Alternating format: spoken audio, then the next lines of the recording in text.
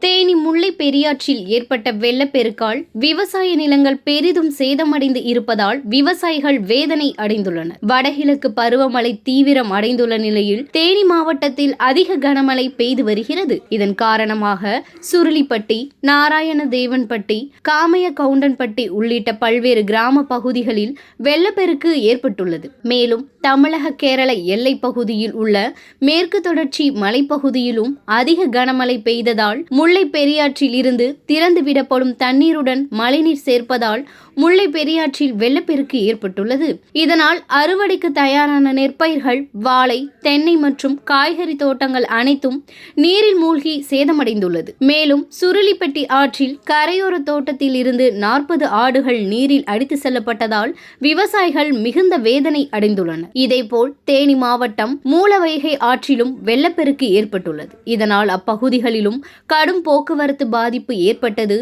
மேலும் தோட்டங்களுக்குள் தண்ணீர் புகுந்ததால் விளைநிலங்கள் அனைத்தும் தண்ணீரால் மூழ்கியதால் விவசாயிகள் வாழ்வாதாரம் பாதிக்கப்பட்டுள்ளது. மேலும் ஆற்றங்கரையோர கிராம மக்களுக்கு பொதுப்பணித்துறை சார்பில் வெள்ள அபாய எச்சரிக்கை விடுக்கப்பட்டுள்ளது.